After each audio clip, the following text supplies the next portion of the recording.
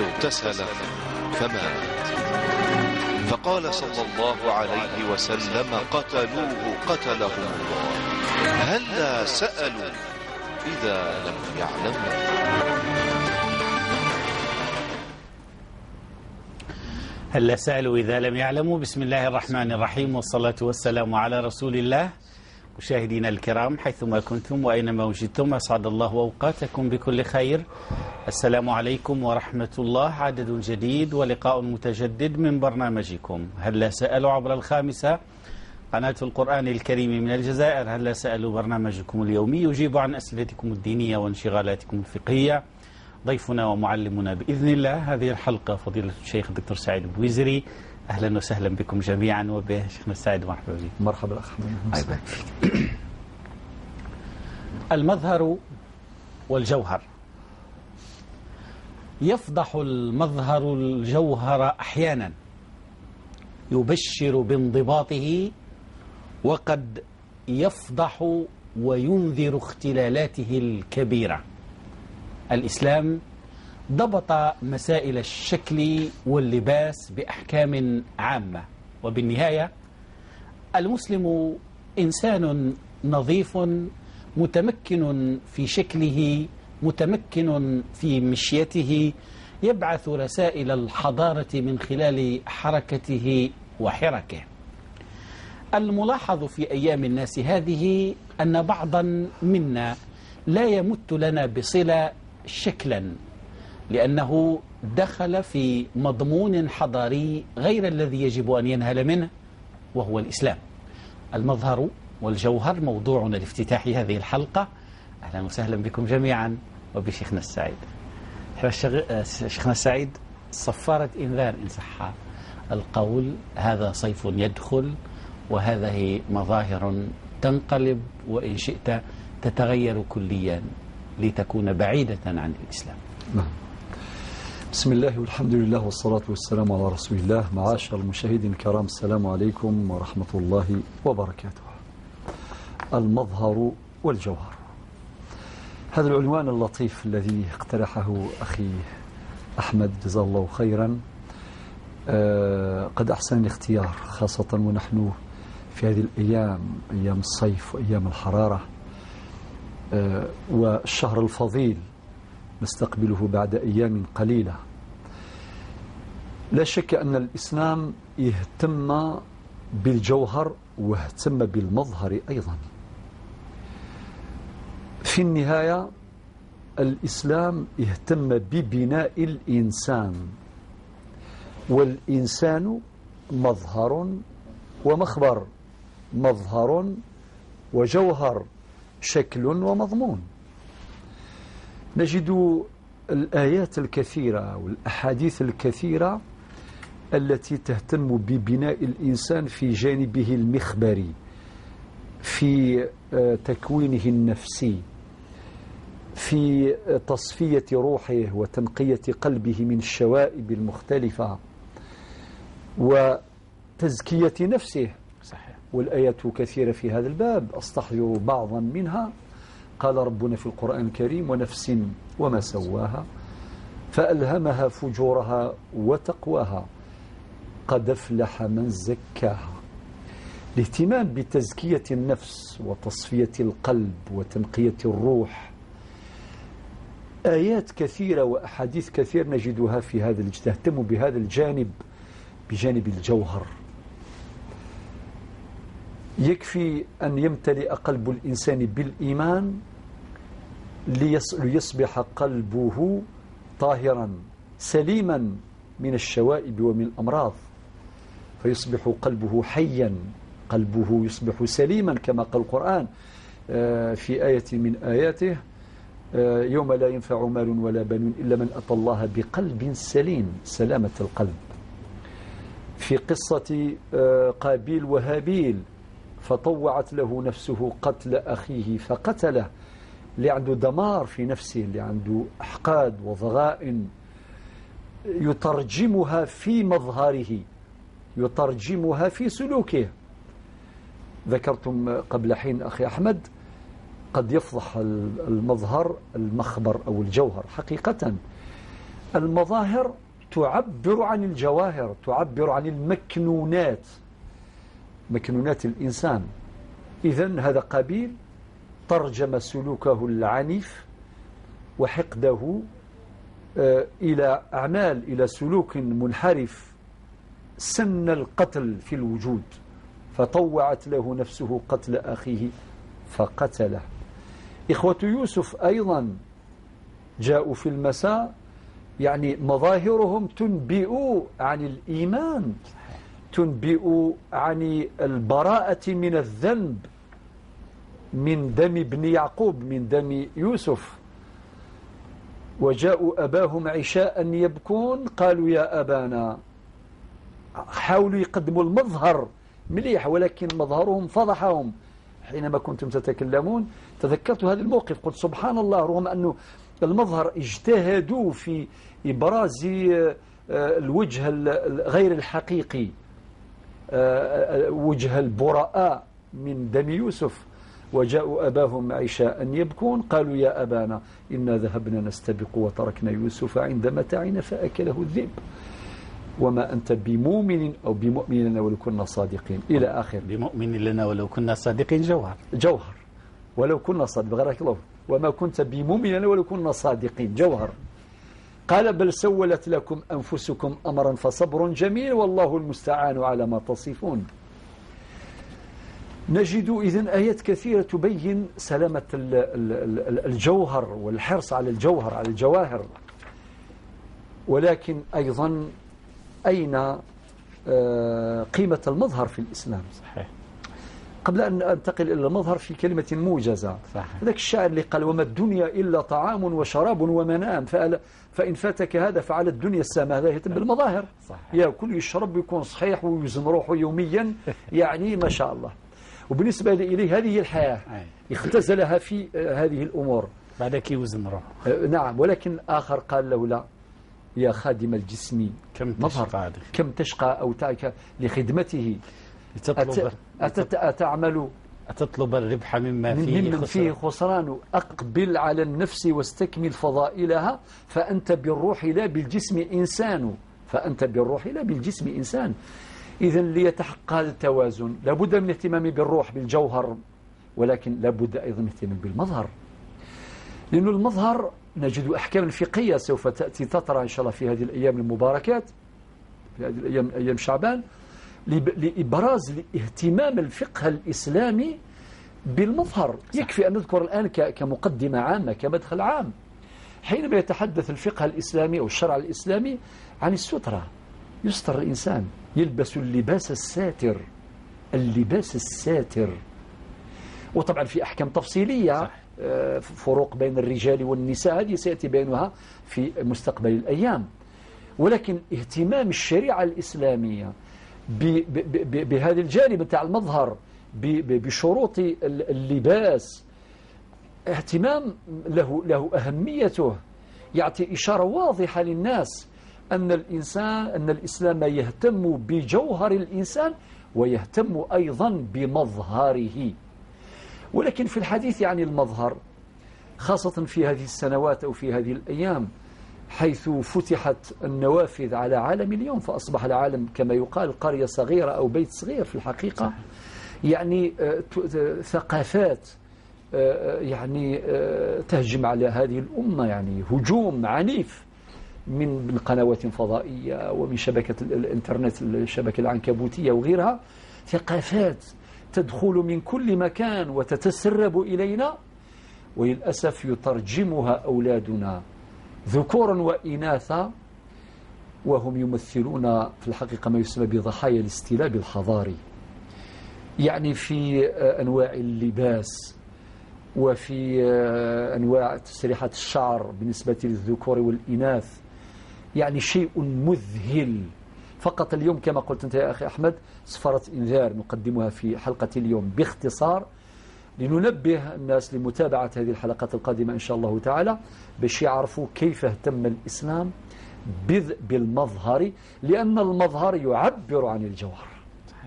حينما نعود إلى أجدادنا وإلى أصولنا، هذا الأمر في الحقيقة تجذر عندهم، فأصبحوا يهتمون به اهتماما كبيرا، بل ويدقون قوس الخطر كلما وقع خلل، كلما كان هناك تجاوز في اللباس في المظهر، واحد كيلبس لباس مخالف لأصالتنا، مخالف لأجدادنا، مخالف لديننا، مخالف لفقهنا، يعني يدقون ناقوس الخطر وينفرون الناس من هذا السلوك. والرأي العام مهم جدا حينما يكون ناضجا، لأن الرأي العام إذا لم يكن ناضجا يتقبل كل الثقافات وكل الحضارات وكل الأشكال، كل شيء مقبول في المأكولات والمشروب. هناك قابلية كما تحدث عليها مفكر الإسلامي الكبير بلك بن نبي رحمه الله، القابلية للاستدمار أو القابلية للاستعمار بين قوسين، الاستعمار قال الاستدمار كما اسمه مولد قاسم رحمه الله.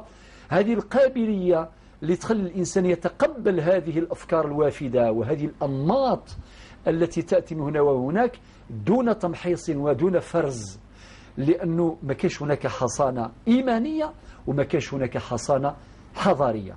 هذه المسائل سيأتي بيانها بالتفصيل في اللقاءات القادمة إن شاء الله تعالى. بارك الله فيك شيخنا السعيد وأحسن الله إليك. باختصار بالأمازيغية لو سمحت. كيفارك يا ربي أخوي أحمد يعطيك الصحة.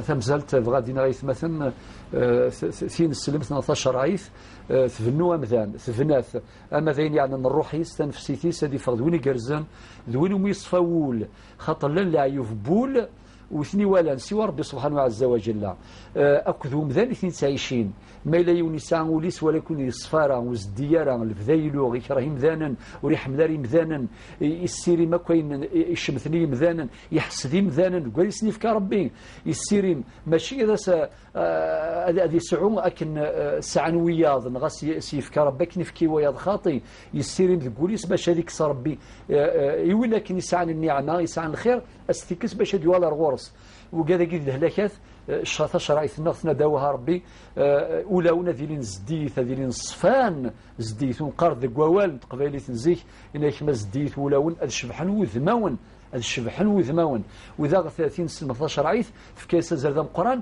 يعني اللبسة بمذان إلى قد يلبس اللبسة انت نسلم اللبسة يثيصران اللبسة سيف كان القيمة سيف كان نزال ذي اللبسة ذا غنتجاديث لاقي هات ذيوث المناسبة بالك برنوس يجي تواليم يعني يتصي دينا الفلاس يعني أمشي تصوصوض من الجنود غادي شتوان قارسا أفرنوس ذي السر.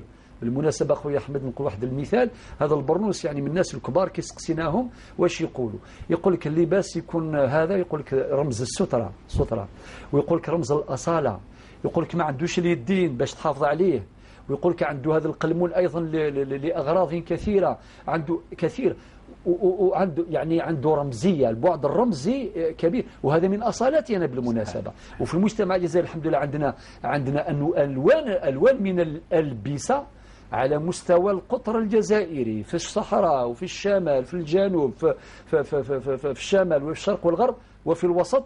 هذه الألبسة التقليدية الأصيلة يعني لها وزنها الشرعي ولها قيمتها الحضارية. إذا كيف مثلا غدني غاولاكي باش نفهم باللي ثمورتنا الحمد لله ساعة الخير ذم قرآن أما كنا كون يديني فوق فرنسنا ذا وقات مثلا غندي الصحر ذا ساعة اللبسانسن أكن من الله في كذاكي الثقافة النغ ثقذاكي ذا الروج إمزورة إلى قث نحرز أوها ربي ونزوخ يسمتشي ونميل ولا ذي فرنسا ذي الطليان ذي ولا ذغاتني تسعاناذ أثني تسعاناذ باش ديفان سيفيليزيا ديفان يعني يقرز أما كنقارن سوف لا يشرح يرقم داخل مثل دي غيرك أوها ربي أمذان إلى قد يقع ذي من يسمى داخل أما ذي برا. وفي آخر كلمة حتى تعدد الثقافات في الجزائر بالمناسبة هذه تعتبر روافد تقوي النهر الثقافي الجزائري.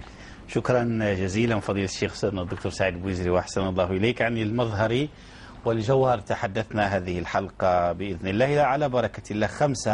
خمس انشغالات قبل أن نبدأ في الإجابة عن أسئلتكم عبر الهاتف. وسامحونا لأنه دائما شيخنا السعيد يحمل الكثير من الوصايا والأسئلة، خلونا نجاوب عليهم ثم نستقبل مكالماتكم. البداية أحمد من فرنسا. شيخنا يقول أنا مقيم بفرنسا أعمل في مطعم يديره جزائري، ومع الحديث عن حلول رمضان توعدنا بعدم الصيام، والسبب في ذلك عدم الفاعلية في العمل والضعف البدني، وكذلك الرائحة الكريهة التي تصدر من الفم. أضف إلى ذلك أنه لن يترك فسحة أثناء الإفطار إذا صمنا. فكرت في عدم الصيام وقضائه لاحقا حتى لا أفقد عملي، فهل يجوز لي ذلك؟ الله أكبر. أولا هذه الرائحة التي تصدر من فم الصائم رائحة مدحها نبينا محمد صلى الله عليه وسلم. إذن لا يهمنا بعد ذلك، لا تهمنا تعليقات الآخرين للأسف الشديد. هذا أيضا مظهر من مظاهر الاستلاب الحضاري. صحيح. نقول لك يا أخي العزيز أحمد من فرنسا، قال الله تعالى: ومن يتق الله يجعل له مخرجا ويرزقه من حيث لا يحتسب. بمعنى إذا كان خلاكم ويعطي لكم ويحترم حرمة رمضان ويعطي لكم فسحة نتاع الراحة وتخدموا ما يناسبكم وكذا إلى آخره، الله يبارك. أما أنه يفرض عليكم باش تتعدوا على حرمة رمضان، هذا أمر عجيب جدا. للأسف ما سمعناه بشكل متواتر بالسند المتصل كما يقول علماء الحديث، أنه عند الجزائريين كي يخدموا في فرنسا تلقى واحد قاوري الخدامة يقول ما شكون اللي يصوم، اللي يصوموا أولا يخف عليهم الخدمة، يعطيهم الخدمة خفيفة في المصنع نتاعو، وهو قاوري وهو مسيحي ما يعرف الإسلام ما يصوم والو، ولكن يحترمهم. ورقم اثنين يدير لهم الشربة سخون الله يبارك، يعني يكرمهم.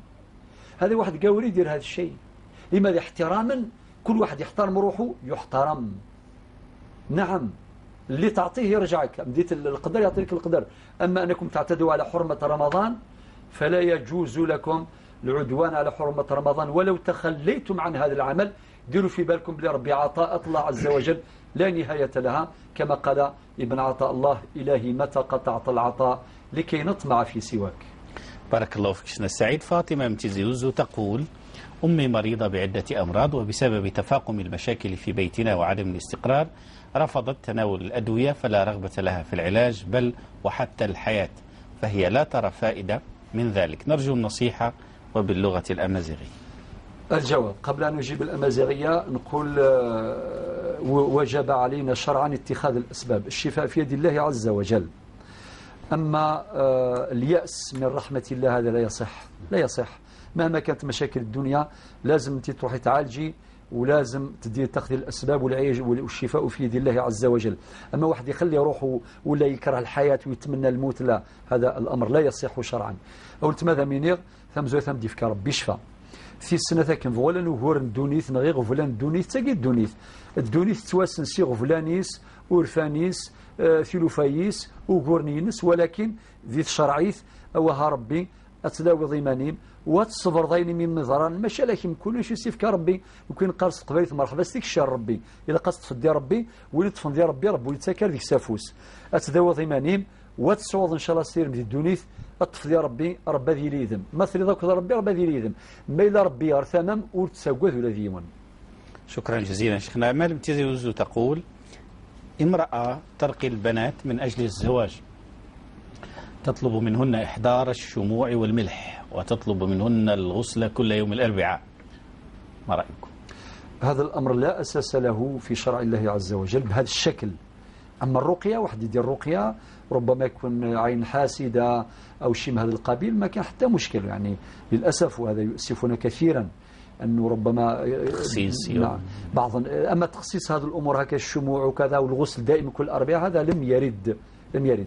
الدعاء والرقية الشرعية والدعاء، وكذلك تعاون الناس على أمر الزواج، هذا المطلوب، هذا من أصالتنا أيضا، وليس في ذلك عيبا كما كان يصنع السلف الصالح. اللي عنده بنت يجيو الناس يعرفوها وكذا أو فلان، شيء عادي تماما. وحتى في الفقه الإسلامي ليس شرطا الإيجاب أن يكون من قبل الزوج أم من أبيه. كان يقول زوجني ابنتك، لا، الإيجاب فقها شرعا كي يقول واحد زوجتك ابنتي، هذه صيغة الإيجاب، والإيجاب هي الإرادة الصادرة من الطرف الأول بغية إحداث أثار شرعي.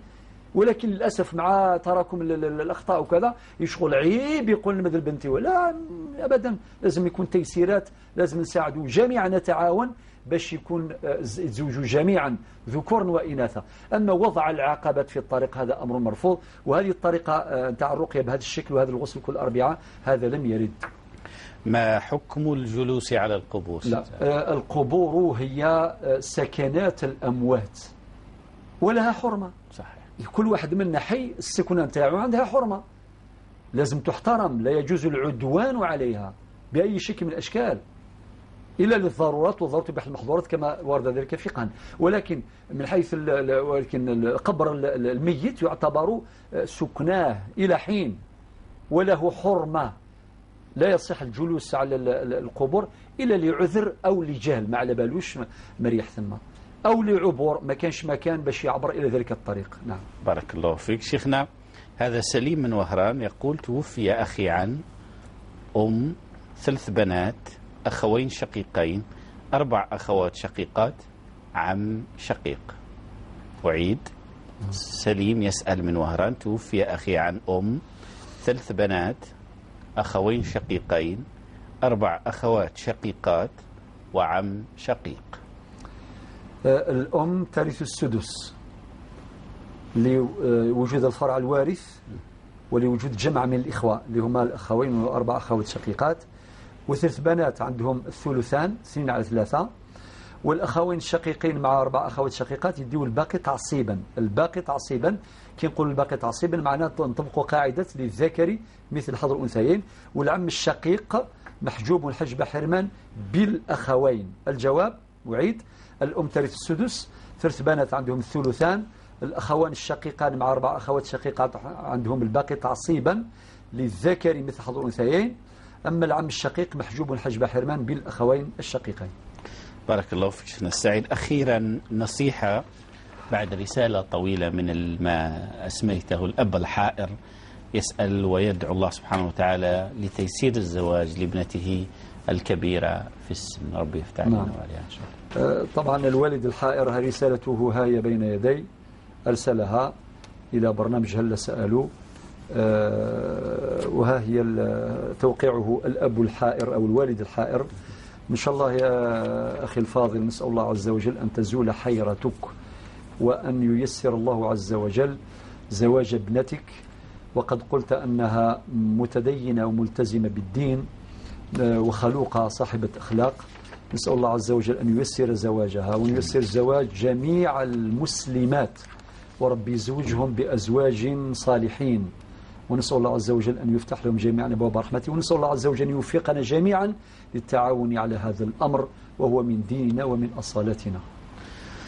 بارك الله فيك شيخنا السعيد وأحسن الله إليك. هل سألوا عبر الخامسة قناة القرآن الكريم من الجزائر، برنامجكم اليومي يجيب عن أسئلتكم الدينية وانشغالاتكم الفقهية. أهلا وسهلا بكم جميعا بأسئلتكم بانشغالاتكم، وشكرا جزيلا على ثقتكم ووفائكم. على بركة الله نبدأ.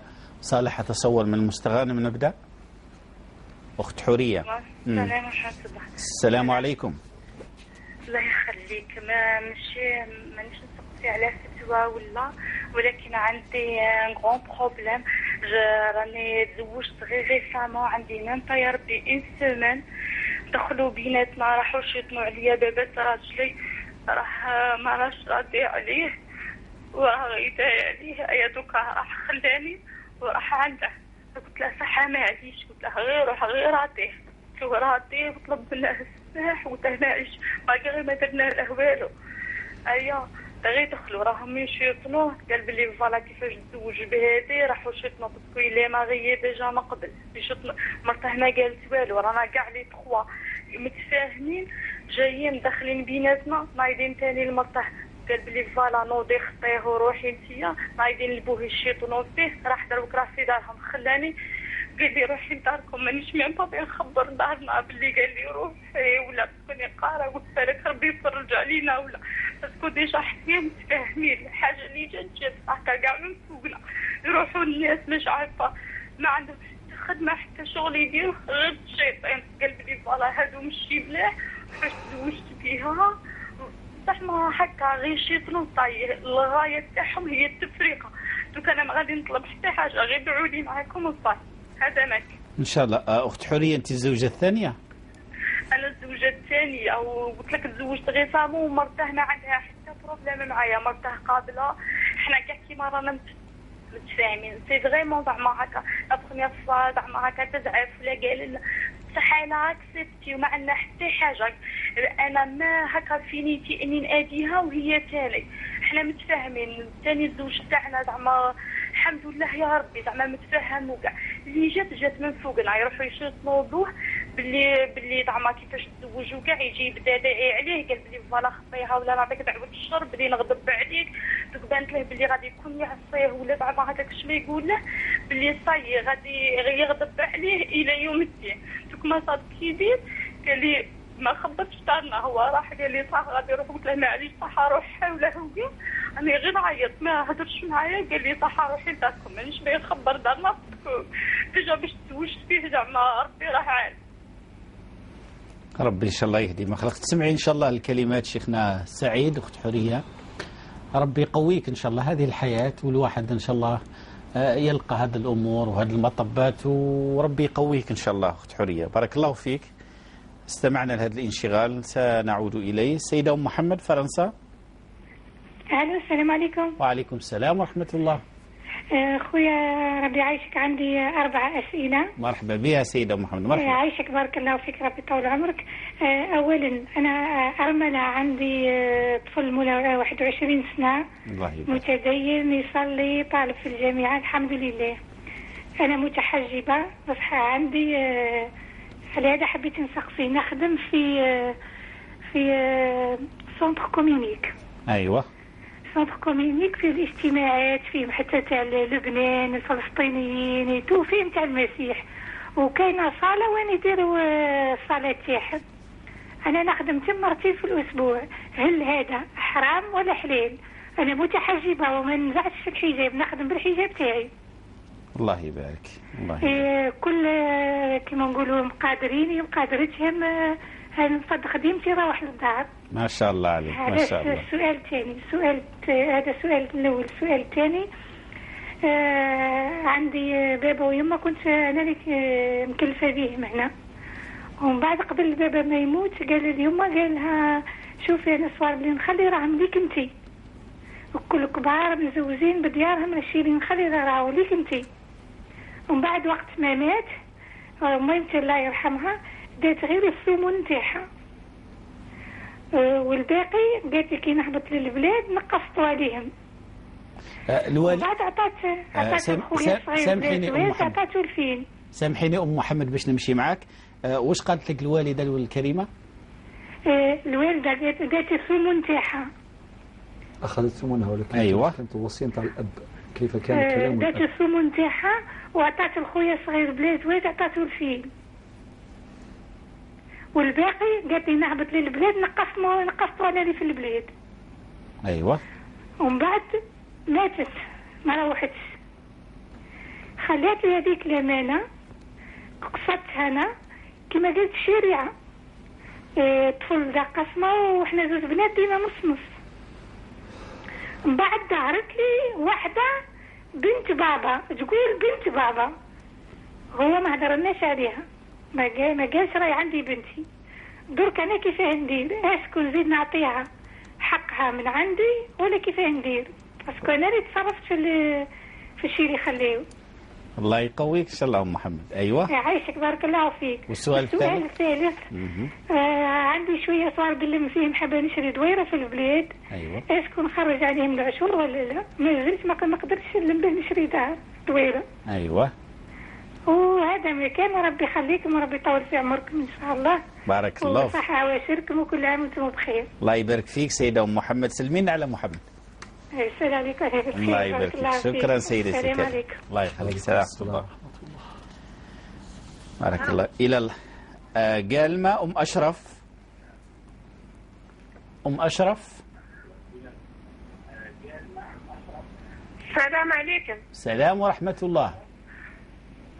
السلام عليكم. السلام ورحمة الله. الحمد لله اللي حكمتك معنا ام اشرف من ولاية قالمة. مرحبا بك سيدة ام اشرف. مرحبا. معك من قبل يا خويا راني في حيرة، ومن فضله يجاوبني مليح ويفهمني. ايوه. انا وليدي اللي توفى في البومبا هذيك تاعتنا وداد مات لي مولا بيتي. حكيت لك من المره الاولى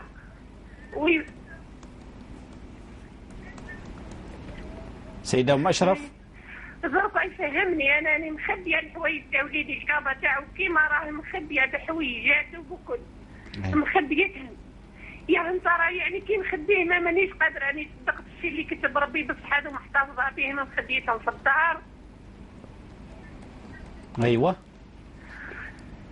ويقولوا لي ماشي مليح يجي يموتوا لك وتم ولادتي ثاني راني محتفظة بهم. أيوة. وأنا هدرت قبل مع محمد الشيخ وقال لي هذا أسرف وليدي أو في عمره 10 سنين أو صغير خليه هذا في عمره 8 سنين وأنا عايشة غير بزوج بنات وهذا أسرف في عمره 8 سنين. الله يبارك. وحابة نحج عليهم بصح درك وليدي أنا هذا اللي مات قال لي يما أنا شي الخدمة اللي داني ليها راني من أجلك أنتيا بلي نديك للحج وندي بابا للحج وتوفى وليدي ما حققش هذا الحلم تاعو. أيوة. وليدي أسرف ضربة خايف من الموت يقول لي يما ما تروحيش للحج وانا يعني يفتيلي سعيد هذا الشيخ يقول لي برك انا نرضي وليدي اللي مات اللي تمناني باللي باه نحج والله رضي وليدي صغير هذا قال لي يما ما نقدرش تروحي الحج خايف يموت لي خايف نموت له انايا. يا وليدي العزيز راني في حرقه برك راني في حرقه راني ما نرقدش المهم راني قلقانه راني تعبانه بزاف. لا إن شاء الله خير إن شاء الله خير سيدة أم أشرف. لا خير إن شاء الله ربي يقويك تسمعي النصيحة. أنت سيدة أم أشرف عندك محرم تقدري تروحي معاه؟ وليدي تعبانة وفهمني مليح يا انت درك وليدي.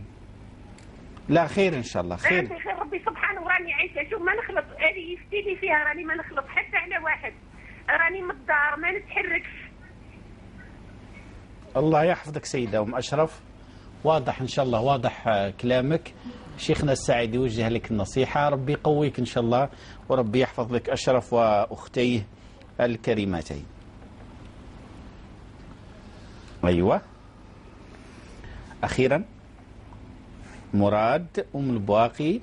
مراد. السلام عليكم. السلام ورحمة الله. مرحبا سي مراد. أنا الأخ مراد من مدينة عين بيضاء مريض بمرض السكري. أيوة. أتناول حبات الجليكوفاج. أيوة. يعني نصوم رمضان مي أتعب المساء في المساء خلاص أتعب. أيوة. أيوة. قلت للطبيب قال لي شوف مع روحك يعني درك بغيت نشاور الشيخ برك يعني بالنسبة لي كيفاش الحالة تاعي برك. هذا السؤال وشكرا وبارك الله فيكم على الحصة. الله ينورك يا سي مراد ربي يحفظك. السلام عليكم. السلام ورحمة الله. هلا سألوا عبر الخامسة قناة القرآن الكريم من الجزائر. نشرع في الإجابة صالح. طيب نشرع في الإجابة. شكرا لكم. بسم الله على بركة الله. نبدأ من أختنا حورية من مستغانم. شيخنا استمعت لقصتها. هي تزوجت برجل قبلت زوجته الأولى أن تكون زوجة ثانية. كانت الأمور تسير على ما يرام. فجأة انقلبت الأمور. الوالد أصبح يدعو بغضب على ابنه إذا لم يترك هذه الزوجة الجديدة فإنه سيغضب عليه للأبد ويدعو عليه بالدعاء وبالهلاك. تسأل خربت حياتي فبما تنصحون؟ رب سبحانه عز وجل أوصانا بطاعة الوالدين يقينا وقضى ربك ألا تعبدوا إلا إياه وبالوالدين إحسانا. ولكن لا ننسى أيضا أن القرآن أوصى الوالدين بالأولاد لقوله تعالى يوصيكم الله في أولادكم باش يكون توازن. الأولاد يطيعوا مالهم والوالدين لازم يحافظوا على أولادهم. هذا رقم واحد. رقم اثنين أن الأخت حورية تزوجت بهذا الرجل تزوجت به خلاص دار خطبة وفاتحة وإلى آخره وجابها والزوجة الأولى كما تقول موافقة فيه تفاهم فيه كل شيء. إذن أين الإشكال؟ أين الإشكال؟ لو اعترض على هذا الزوج ربما في البداية وكذا ربما نجد له بعض يعني ما نقوله ربما أقول ربما وإن كان هذا الأمر مباح أمر مشروع يعني ابنه لم يخرج من دائرة الشريعة. الناس تخاف دعوة السوء يقول لك نخاف دعوة الشر وكذا إلى آخره. إذا كان واحد خرج من الشريعة، ولكن هذا الرجل ما خرج من الشريعة، راهو الآن في إطار الشريعة الإسلامية، عود زواج، والمرأة الأولى مع الثانية مع الأخت حورية متفاهمين كما تقول، دون أن يظلم، طبعا دون أن يظلم. ولكن يأتي الأب أو أي شخص آخر ويخرج هذه البطاقة، يقول لازم تتخلى عليها ولا نغضب عليك. نقول أسأل الله أن ترضى، ولكن حتى ولو كان غاضب ما يأثر شرعا، ما يأثر. لماذا؟ لأنه ما يلزمش نديروا يعني مشاعر أو مواقف الوالدين دائما هي الفاصلة، أبدا. كل واحد عنده حدوده، وتلك حدود الله، كل واحد عنده حدوده لا بد أن يحترمها. القرآن الكريم سمى عقد الزواج سماه ميثاقا غليظا، سماه ميثاق غليظ. الطفلة هذه جبتوها من عند أمواليها وراضيين ولا آخره، وصلت للدار وبعدين يعلقوها هكذا، يخلوها بين السماء والأرض معلقة، ولا يلحقون بها الأذى ويلحقون بها الضرر بأي حق. ثم في النهاية أنه هذا الشاب اللي تزوج هذا الرجل هو حر، تزوج خلاص، هذا قراره. صحيح لو طلب منا النصيحة في البيت نقول استشير باباك واستشير اماك وكذا والعائلة نتاعك، ماذا بك برضاهم، يعني أكيد نعمل على المحافظة على الأسرة بشكل كبير. ولكن الآن خلاص، وهناك امرأة الآن معلقة اللي هي الأخت حورية، راهي معلقة، راهي مظلومة. علاش تخرب حياتها وتطغى الأنانية على الناس وما يشوفوش الأذى الذي يلحق بالغير؟ ما لازمش واحد يكون أناني يشوف غير روحه وينسى. كم من امرأة طلقت ظلما وعدوانا، كم من امرأة معلقة لا هي زوجة عندها حقوق ولا هي مطلقة يبان على الأقل الموقف تاعها، كم من امرأة مشردة بأولادها ومع أولادها، يعني تطرق الأبواب شكون اللي ينفق عليها بسبب تدخلات بعض الأولياء غير الشرعية، أي تدخلات غير شرعية. كل إنسان مسؤول على أفعاله ومسؤول على أقواله، ونتمنى أن كل إنسان قبل ما يدير السلوك يوزن بميزان الشريعة. لذلك الأخت حورية نصيحتي هي كالآتي: طلبتي من الدعاء ندعو لك إن شاء الله ربي يخف عليك وربي يفري هذه المشكلة إن شاء الله وربي يصلح ذات البين. أنا أدعوك يا الأخت حورية باش يدخلوا الناس في هذه القضية، لأنه فيها أطراف. القضية ماهوش على مستواك أنت راكي موجودة هنا، وكاين زوجة ولا راهي لهيه، وكاين أموالها، وكاين أموالك، وكاين زوجك، وكاين عائلة الزوج. هذو يجتمعوا من أجل إيجاد الحل الشرعي العادل. هو ربي سبحانه عز وجل يقول: وإذا حكمتم بين الناس أن تحكموا بالعدل، بمعنى إقامة العدل هذا أمر لازم. ونجد نصوصا أخرى تنفر من الظلم، كما نجد في الحديث القدسي الجليل: يا عبادي إني حرمت الظلم على نفسي وجعلته بينكم محرما فلا تظلموا، والآية كثيرة: وما ربك بظلم العبيد إلى آخره. لذلك يا الأخت حورية هذه دعوتي إليك ونصيحتي، أنه يجوا ناس مصلحين، وكان الله يبارك فيهم استغانم الناس أهل الخير وأهل الصلاح وأهل الميزان يتلاقوا باش يساعدوك في حل هذه المشكلة، وكذلك يعاونوا زوجك لأنه يحتاج إلى معاونة. هو الآن راه حاير كيفاش يدير، يخليك يرميك انتيا ولا يخلي باباه، راه في حرج شديد.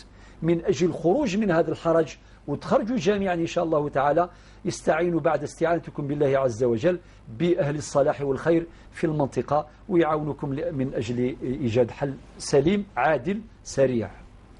بارك الله فيك شيخنا السعيد. سيدة محمد من فرنسا، هي أم محمد 21 سنة الله يبارك، تعمل في مركز للاتصال. تقول: لم أتخلى عن خماري، ولكن مرتين في الأسبوع أعمل مع أناس أحترمهم ويحترمونني، ولكن يمارسون شعائرهم الدينية في المؤسسة، فهل يجوز لي العمل في هذه المؤسسة؟ أما أنت مسؤولة على تصرفاتك وأقوالك وأفعالك يا الأخت أم محمد. أنت راكي تخدمي عمل مباح، العمل في حد ذاته مباح، ملتزمة بضوابط الشريعة، حجاب تحجبا وكذلك صلوات إلى آخره. أما هؤلاء عليهم دينهم، ربي قال ولكم دينكم ولي دين، عندهم دينهم يديروا لاماس، يديروا القداس نتاعهم لا كذا، يصليوا براح، يديروا واش يديروا. المهم أنت ما يأثروش فيك فقط، هذا هو المطلوب. مادام أنت ما يأثروش فيك سلبا وأنت راكي محترمة وفي احترام متبادل وتقدير متبادل، الله يعينك وربي يحفظك ويسترك إن شاء الله. هذا العمل يجوز. بارك الله فيك. سألت عن أنت استمعت شيخنا إلى مسألة الميراث، إذا كان لديك نصيحة فيه. أخيرا قالت ظهرت لي واحدة تقول أنها أختي، يعني ابنة أبي، ماذا أفعل معها وكيف أتصرف وقد قسمنا التركة؟ نعم. الجواب، الأخت أم محمد كي قلتي بابا قال لي قبل، هي تكفلت بالوالدين وكذا.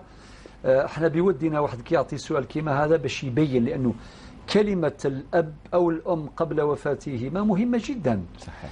خاطر الكلام ينبني عليه أحكام شرعية. كي يقول أعطيت لك هبة دوناسيون، هذه عندها حكم، معنى الشيء اللي أعطالك 1000 أورو ولا 2000 أورو ولا، هذه حلال عليك. طيب أكيد الشرع يقول المطلوب هو العدل بين الأولاد في العطية أو الهدية أو الهبة، المطلوب هو العدل بين الذرية والأولاد ذكور وإناثا. ولكن إذا كان أنت عندك امتياز خاص، راك تكفلتي بهم وتعبتي عليهم وصرتي عليهم وأعطالك هدية إضافية، فهذا أمر جائز، ما عندك حتى حرج. ولو كان يقول لك لا هذه نخليها وصية تيستامون، لا، التيستامون أو الوصية عندها أحكام. من هذه الأحكام كما قال النبي صلى الله عليه وسلم في الحديث الصحيح، يقول إن الله قد أعطى كل ذي حق حقه فلا وصية لوارث. ولكن إلى أن يجيز الورثة، إذا كان الورثة أجازوا نعم، بشرط أن يكونوا من أهل الإجازة، فيكون رضاهم رضا معتبرا، لأن الرضا يجب أن يكون معتبرا، ويجب أن يكون من شروطه أن يصدر من أصحاب الأهلية اللي عندهم أهلية الأداء لا أهلية الوجوب من ناحية الاصطلاحية الفنية الفقهية. طيب إذن حبيت نقول بالنسبة تعليق ولكن هي في الأخير زتمت يماها الله يرحمها والله يرحم الجميع، قسموا الميراث. الآن السؤال قالك ظهرت وحدة بنت بابا، هي هكذا قالت بنت بابا، قالت اختي، هي قالت بنت بابا هكذا، هي أختك، ولكن بشرط أن يكون هناك دليل.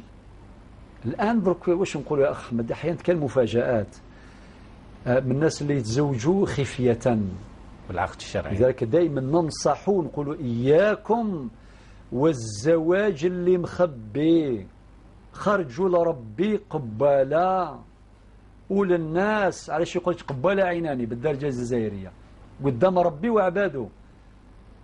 لازم تتزوج قدام ربي وعباده.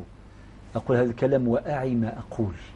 بعض الناس حتى يموت ثم اللي تظهر زوجة ثانية وتجي للسبيطار، شكون انتيا؟ أنا زوجتي. على سيدي على دخلوا روحكم قاع في المشاكل هذه. هو علقنا على الأخت حورية بخصوص زواجها، أليس كذلك؟ باش نقولوا الزواج بالثانية يجوز شرعا بشرط العدل بين الزوجات كما راه موجود في القرآن الكريم. والسلام عليكم وعليكم السلام. طيب أما درك يا الأخت محمد، إذا كان هذه البنت هذه عندها دليل باللي هي فعلا بنت باباك، بنت الوالد الله يرحمه، خلاص هنا انتوما يا ورثة تجتمعوا، ماشي غير تنتي تعطي لها من حقك، لا، هو لازم يعرفوها خوتك والآخرين، ليس كذلك؟ صحيح. وبعدين كي تجتمعوا بيناتكم تجتمعوا وتعطيوا لها ما تيسر، لأن ما لستم مسؤولين.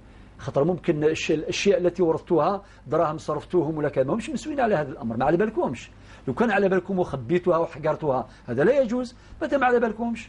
وحتى باباكم إذن في هذه الحالة ما خبركمش، إذن دار زواج سري بين قوسين، ما نقولش لك زواج شرعي سري هكذا، أليس كذلك؟ ينقصه الإعلان، ينقصه كذا كذا.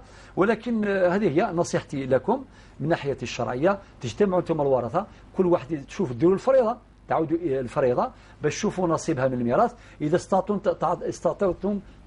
استطعتم باش تعطيوا لها الحق الكامل، حقها الكامل حسب الفريضة الشرعية فذلك أحسن، وإلا على الأقل ما تيسر، لا يكلف الله نفسا إلا وسعها. تطيب للخاطر يعني. نعم، تطيب لخاطره. نعم. بارك الله فيك.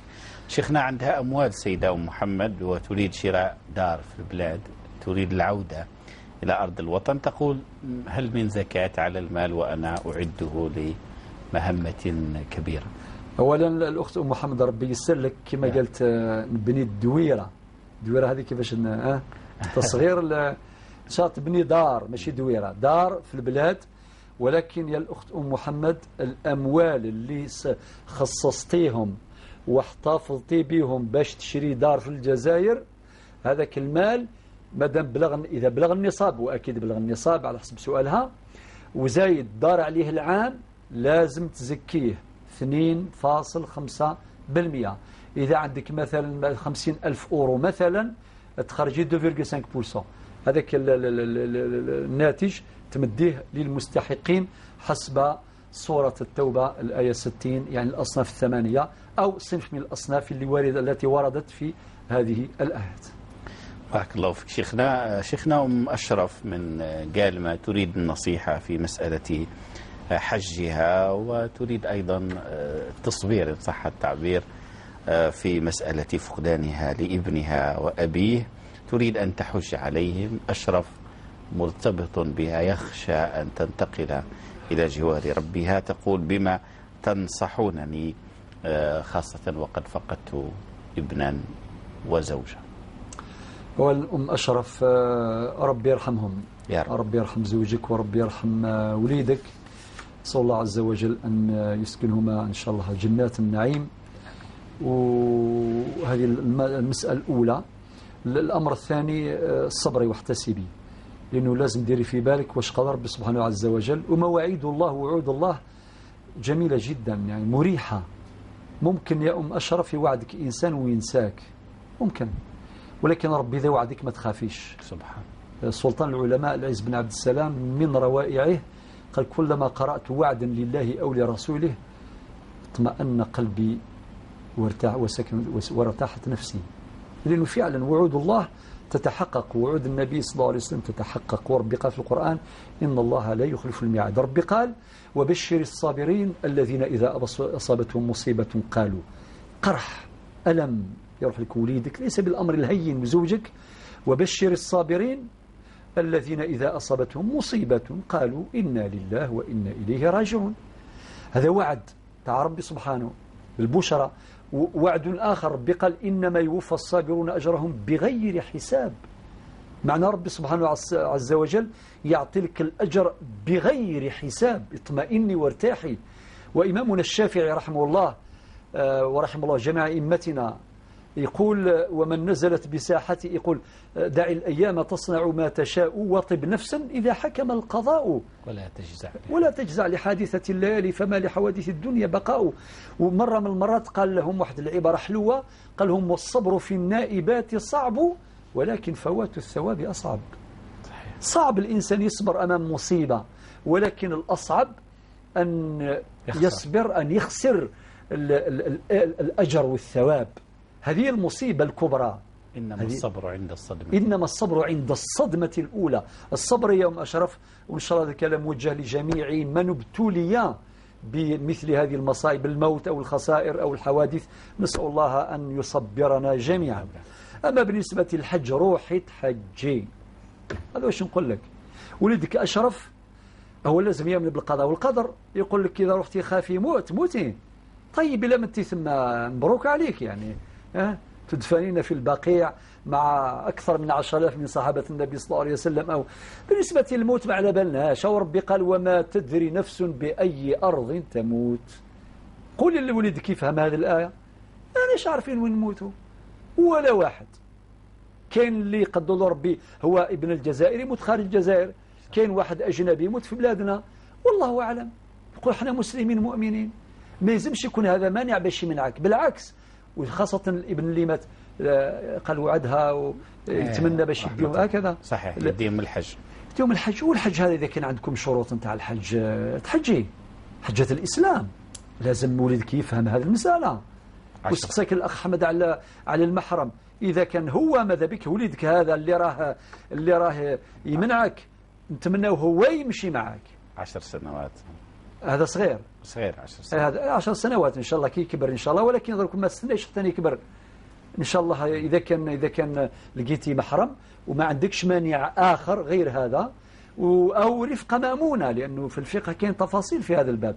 الرفقة المأمونة تعوض. إذا حبيتي تصبري حتى يكبر وليدك إن شاء الله ويمشي معك، المهم هذا ليس ماهوش عذر إطلاقا باش يقول لك نخاف تموت ولا شيء من هذا القبيل. روحي تحجي، إذا كان عندك شروط أخرى نتاع الحج روحي تحجي، وربي إن شاء الله يتقبل منك ومنا جميعا. شيخنا مراد من أم البواقي وهو مريض بالسكري ويتناول الأقراص يقول: أصوم وأتعب في المساء، سأل الطبيب أن يفتيه فقال له: استفتي قلبك. نعم. وهو استفتاك عوضا أن يستفتي نعم. قلبه. مراد قال: بما تنصحون؟ والله يا الأخ مراد، يعني في هذه الصبيحة جاءني شخص مثلك تماما، يعني كان مريض بالسكري، ولكن فعلا يتعب خاصة في أيام الصيف، لأنه أيام الشتاء قصيرة يعني سهلة. فحتى اللي مرضى بمثل هذا المرض يعني يقدروا يصبروا ويحتملوا المشقات يعني محتملة، ولكن في أيام الصيف طويلة مع الحرارة نزيد أضم صوتي إلى صوت الطبيب، لأنه ربي قال اسأل به خبيرا، ولكن هذه الأمور تدرك بالتجربة. أنت ممكن من الحلول المقترحة ممكن تبدأ تدير صيامك عادي، ولكن العشية تعبت تقدر تفطر، ولكن تقضيه بعد ذلك إن شاء الله في أيام الشتاء، في الأيام يكون فيها الأمر ميسور. فقط دير في بالك لا يكلف الله نفسا إلا وسعها. ربي قال: وما جعل عليكم في الدين من حرج يريد الله أن يخفف عنكم وخلق الإنسان ضعيفا. ما تكلفش روحك وبعدين العشية من الزوج الفوق تمرض وتتمايل وربما تغضب وربما أيضا صحتك تعرضها لخطر أكبر. لذلك حافظ على صحتك، والدين يسر، يسروا ولا تعسروا كما قال النبي صلى الله عليه وسلم. ما قدرتش افطر واقضي أيامك في الأيام الأخرى إن شاء الله كما قال القرآن: فعدة من أيام أخر. بارك الله فيك شيخنا السعيد وأحسن الله إليك. أخيرا في ال5 دقائق من البرنامج أتصور باتنا الأخت سماح. السلام عليكم. السلام عليكم شيخ. مرحبا أخت سماح، مرحبا بك. شيخ بغيت نسقساك. أيوة. شيخ بغيت نسقساك على واحد الحالة تاعي. أيوة تفضلي. عندي سحر ورقيت وما ارتحتش. أيوة. وليت تما كي نرقي قالوا بلي تما اللي فيا هضر قال لهم عندي 10 سنين. أيوة. وبغيت نسقسي شيخ تما كيفاه عييت ما ارتحتش خلاص. لا إن شاء الله ربي يشفيك. وما زال كش ما تدعوني إن شاء الله يا رب. كش ما توجهوني الرقية هذه كيفاه كيما ديجا البارحة رقيت واليوم رقيت وما حبش يخرج. نعمل رقات تحس بحرو فيا. خير إن شاء الله. ربي يقويك أنت سيدة سماح. ربي يقويك قلت لك وتسمعي الكلمات الشيخ. الشيخ بغيت نسقسيك كما صلاة النافلة والرواتب. أيوة. الفرق بيناتهم، وكما قلت رواتب الظهر بعد قبل الظهر وبعد الظهر والعصر، والنوافل كيفاه نصلهم. واضح. المباشر بعدهم بعد ولا كيفاه؟ إن شاء الله الآن نجاوبوك. بارك الله فيك. الشيخ كشما بغيت نسقسيك على الشيخ هذاك واحد الشيخ يرقي كيف؟ لا إن شاء الله. ما اسكو هو راقي نورمال ولا لا؟ واش يدير؟ بالاحمر. بغيت نسقسي الشيخ اسكو تما راقي عادي يكون يعني نتوجه عنده ولا؟ ما نعرفوش. بارك الله فيك اخت سامح، بارك الله فيك. نجاوبوك ان شاء الله. ان شاء الله ربي يقويك انت وتهلاي في الاولاد نتاعك وفي القران، وربي يقويك ان شاء الله. شكرا اخت سماح من باتنا. شيخنا تفضل في الدقائق الاخيره. اخت سماح تقول ان بها مسل من الجن عمره 10 سنوات وفشلت جميع الجهود للاسترقاء من هذا السحر. بما تنصحون؟ اولا الاخت سماح ان شاء الله ربي يشفيك، ولكن كنا نتحدث على الصبر. كاين حالات اللي واحد يمرض يطول امره، واحد لا يستعجل، يتخذ الاسباب، لانه في النهايه العبد بالتفكير والله بالتدبير. سبحانه. حنقول عبد يفكر وربي يدبر. سبحانه. والعلاج والرقيه هذه كلها اسباب يتخذها الانسان والسلام، ثم يصبر وينتظر من عند ربي سبحانه عز وجل. إذا كنت يا أختي الفاضلة راكي ترقي، نقول لك يعني زيدي ما تتعبيش إن شاء الله. شوفي الناس اللي يديروا الرقية الشرعية بضوابطها الشرعية المعروفة، وقد أشرنا في اللقاء السابق يوم الأحد إلى بعض ضوابط الرقية الشرعية. هذا أمر مهم جدا، ديرها في بالك. هذا أمر الأول. الأمر الثاني، أنت قوي روحك إيمانيا، لأنه الواحد كي يحافظ على الأدعية والأذكار وتلاوة القرآن، هذه المحصنات هذه في حد ذاتها تعطيك قوة كبيرة جدا إن شاء الله تعالى. ما نستناوش فقط الراقي يأتي فيرقي، الإنسان يحصن روحه ذاتيا بما يملك من القرآن ومن الرواتب كما سألت الآن، ومن قيام الليل، ومن تلاوة القرآن، ومن الصيام بقدر الإمكان، ومن الدعوات، ومن فعل الخيرات والتقرب إلى الله بالباقيات الصالحات. يعني هذه الأمور كاملة تعاونك تولي قوية، يخرج منك الجن وما يضرك حتى واحد إن شاء الله تعالى. بالنسبة للنوافل هكذا في دقيقة شيخ. نعم دقيقة. النافل، كلمة النافلة أو النوافل هي أعم، والنوافل أنواع. من هذه الأنواع كاين ما يسمى بالرواتب، 4 ركعات قبل الظهر و4 ركعات بعد الظهر، أو ركعتان قبل الظهر وركعتين بعد الظهر كما قدرتي، هذه من النوافل. بعد المغرب ركعتين، هذه من النوافل. وكذلك كتدخلي المسجد تصلي ركعتين، هذه من النوافل، ولكن اسمها نافلة بسبب ذات سبب. وكتتوضاي وتصلي ركعتين، هذه أيضا نافلة. وقيام الليل نافلة. يعني كل هذه نوافل. نوافل كلمة أعم وداخل فيها تفاصيل يعني فقهية في هذا الموضوع نتاع النوافل. ربي إن شاء الله يتقبل منك هذه النوافل، وربي يشفيك ويشفي كل مريض. والراتبة؟ الراتبة التي يعني متصلة بالفريضة. الرواتب متصلة بالفرائض، بالظهر بالعصر، بالظهر بالعصر، قبل العصر قبل الظهر 4 ركعات أو 2 ركعات ولا ركعتان، بعد الظهر ركعتان أو 4 ركعات، وقبل العصر ركعتين، وكذلك بعد المغرب ركعتان. هذه هي الرواتب لأنها متصلة بالفرائض. نعم. وتسمى الرواتب. بارك الله. شكرا شيخنا السعيد وأحسن الله إليك وبارك الله فيك على هذه الرفقة. شكرا لكم مشاهدينا الكرام على وفائكم. أنقل لكم تحيات فريق العمل. غدا بحول الله لقاء جديد. ابقوا على 5، لدينا المزيد. السلام عليكم.